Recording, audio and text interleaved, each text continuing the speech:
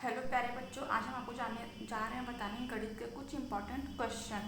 तो आइए हम क्वेश्चन की ओर बढ़ते हैं। पहला क्वेश्चन हमसे क्या पूछ रहा है, 5 के घाते 24 का वर्गमूल बताइए। यदि हम आपसे पूछे कि अंडर रूट में 16 का वैल्यू कितना होता है तो आप बोलेंगे ये आप बता देंगे। इसका एक और मेथड होता है के लिए, हम आपसे पूछे कि इसका अनुमान बताइए तो आप क्या करेंगे। देखिए, 4 को हम क्या लिख सकते हैं, 4 का स्क्वायर लिख सकते हैं, अंडर रूट में लिख सकते हैं। और ये रूट का मान कितना होता है, अंडर रूट में रूट का मान कितना होता है 1/2 होता है। तो इसको हम क्या लिख सकते हैं, 4 का स्क्वायर करके इसको ऐसे लिख सकते हैं। देखिए, हम 4 का स्क्वायर किए और रूट को हटाए हैं तो इसका वैल्यू होता है 1/2 और ये 2 से कट गया तो इसका आंसर आ गया 4। तो उसी प्रकार हम किसका करेंगे, इसका करेंगे। तो हम इसका कैसे कर सकते हैं, देखिए इसको हम अंडर रूट में 5 के घाते 24 लिख सकते हैं। और हम इसको 5 के घाते और रूट हटाएंगे तो कितना आएगा 1/2, ये हो गया। और जब हम इसको 2 से काटेंगे तो कितना हो जाएगा 12, यानी कि 5 के घाते 12। इसमें ऑप्शन कौन सा मिल रहा है, ऑप्शन नंबर ए, ये रहा आपका आंसर। आइए हम क्वेश्चन नंबर 2 की ओर बढ़ते हैं। क्वेश्चन नंबर 2 हमसे क्या पूछ रहा है, इतने का मान बताइए क्या होगा। यदि हम आपसे सिंपल पूछे इस 11 का कितना होगा तो आप बोलेंगे 11 का स्क्वायर तो सिंपल है 121 होगा। यदि हम आपसे पूछे 111 का स्क्वायर कितना होगा तो आप बोलेंगे 1 2 3 2 1 होगा। ये कहाँ से आया आपको पता नहीं है, तो आइए इसी का ये हम आपको एक ट्रिक बताते हैं। इसमें पहले ये देखिए कि ये कितनी बार है, 1 2 3 4 5, एक कितनी बार है 5 बार। तो इसको हम लिख सकते हैं 1 2 3 4 5। एक कितनी बार है 5 बार, हमने 5 बार लिख दिया। और जब 5 आ जाए तो इसी का हम फिर उल्टा करके लिख देंगे, यानी कि कितना आ गया 5 बाद क्या आता है 4 3 2 1। ये देखिए इसका हमको आंसर मिल गया। इसका हम क्या किए हैं, पहले इसमें देखिए एक कितनी बार है, एक 5 बार है, हमने 5 लिख दिया, फिर 5 का उल्टा करते करते हमने 1 बार तक लिख दिया। तो यानी कि इसमें ऑप्शन कौन सा मिल रहा है, ऑप्शन नंबर डी। तो ये आ गया आपका आंसर। आइए हम क्वेश्चन नंबर 3 की तरफ बढ़ते हैं। इसमें से पूछ रहा है कि इतने का मान हमको बताइए। तो इसमें हम सिंपल क्या करते हैं, इसका लगाने का 2-3 मेथड होता है, लेकिन आपको सबसे इजी वाला बताएंगे। इसमें आपको करना क्या है, 23 का स्क्वायर करेंगे, फिर 16 का स्क्वायर कर इसमें से इसको घटा देंगे। तो यानी कि 23 का हम पहले स्क्वायर करेंगे। 23 का स्क्वायर कितना आता है 529। और 16 का स्क्वायर करेंगे तो आता है आपका 256। हम क्या बोल रहे हैं, इसका स्क्वायर करेंगे, जितना आएगा उसमें से घटा देंगे। यानी कि हम आपको क्या करेंगे, 529 में से आप कितना घटाएंगे 256। और जब आप 529 में से 256 घटाएंगे आ जाएगा 273। देखिए इसमें से ऑप्शन नंबर कौन सा मिल रहा है, ऑप्शन नंबर मिल रहा है सी। तो ये रहा आपका आंसर। आइए हम क्वेश्चन नंबर 4 की ओर बढ़ते हैं। हमसे क्या पूछ रहा है, इतने का मतलब बोल रहा है अभाज्य गुणनखंड की संख्या। तो इसमें आपको करना क्या है, देखिए 6 का फैक्टर कितना बनेगा 2 और 3, हम ऐसे लिख सकते हैं 6 को।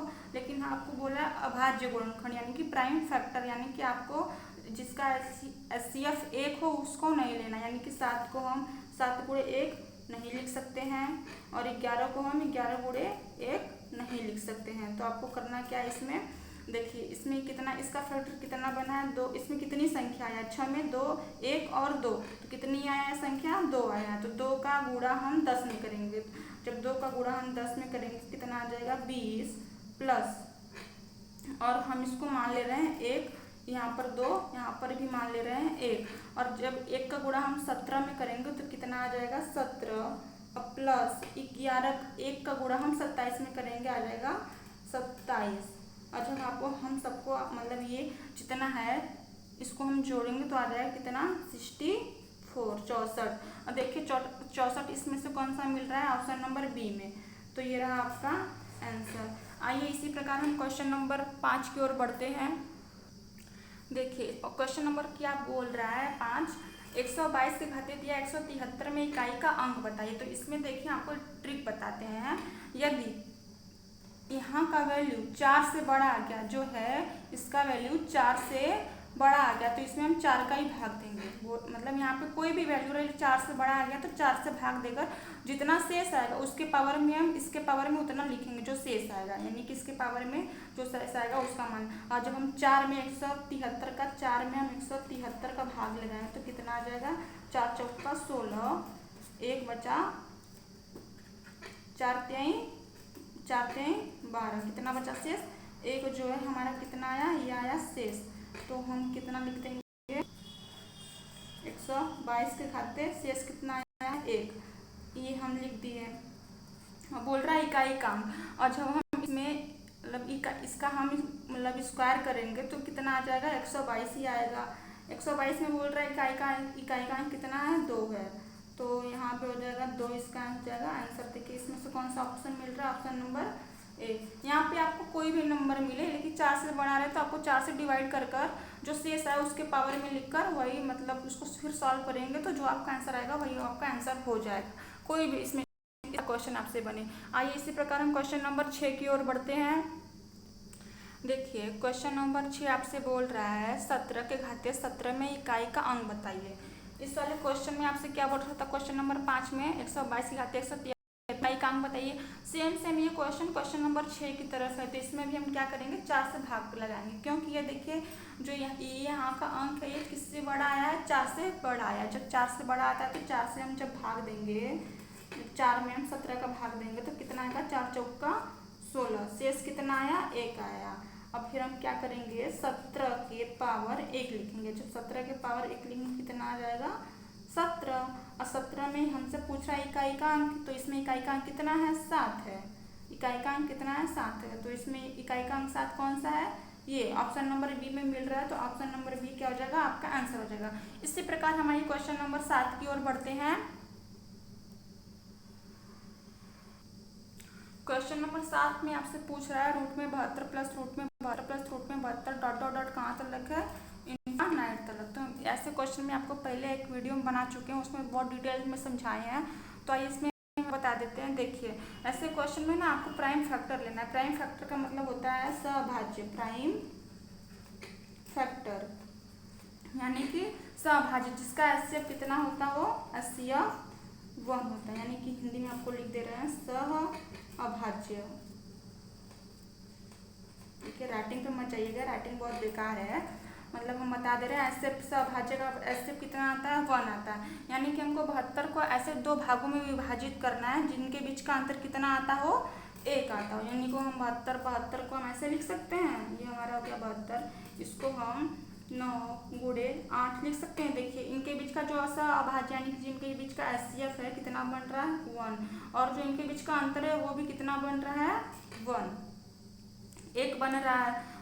तो हम इसमें क्या करेंगे, देखिए जब साइन किसका हो, प्लस का, साइन किसका हो, प्लस का, तो इसमें हम बड़ी वाली संख्या जो रहता है वो हमारा उत्तर हो जाएगा। तो इसमें ऑप्शन नंबर कौन सा मिल रहा है, सी, ऑप्शन नंबर सी मिल रहा है। तो ऑप्शन नंबर सी यानी कि इसका आंसर कितना हो जाएगा, 9। यदि हम इसमें आपको बता दे रहे हैं यदि संख्या माइनस में मिले, यदि यहाँ प्लस की जगह पे माइनस रहे तो आपको इसमें से छोटी वाली संख्या लेना है। कि यहाँ पे जैसे हमारा हो गया 72 माइनस 72 माइनस 72, और यहाँ पर हमसे पूछ रहा है इसका बताइए मतलब गुणनखंड, तो हम इसमें क्या करेंगे, जब माइनस रहे तो छोटी वाला, प्लस रहे तो बड़ी वाला।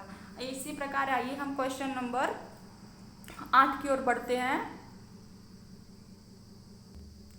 देखिए क्वेश्चन नंबर 8 आपको लग रहा हो कि बहुत बड़ा क्वेश्चन, लेकिन इसका सबसे हम इजी मेथड बताएंगे। इसको हम ना इस क्वेश्चन को हम आगे से शुरुआत नहीं करेंगे, देखकर तो बहुत भयानक लग रहा है लेकिन उतना भयानक है नहीं जितना कि आप समझ रहे हैं। इस क्वेश्चन में हमको पीछे से स्टार्ट करते हैं, यानी कि इधर से स्टार्ट करेंगे। तो देखिए पहले 169 का हम स्क्वायर करते, अरे सॉरी 169 का ये किसका स्क्वायर होता है, 13 का।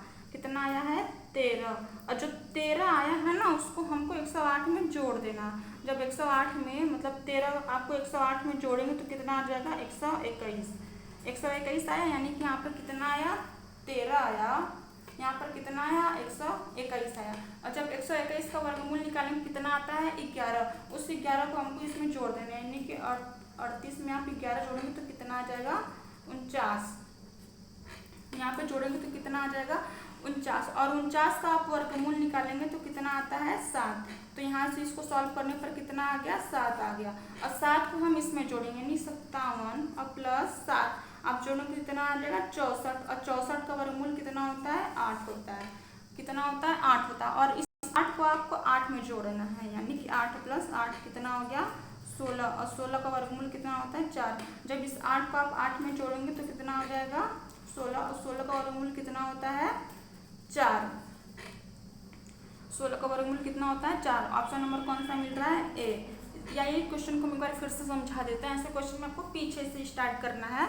यहाँ पर दिया है 169 वर्गमूल होता है 13 का होता है और जो 13 आया है ना इस 13 को हमको 108 में तो आ जाता है हमारा 121।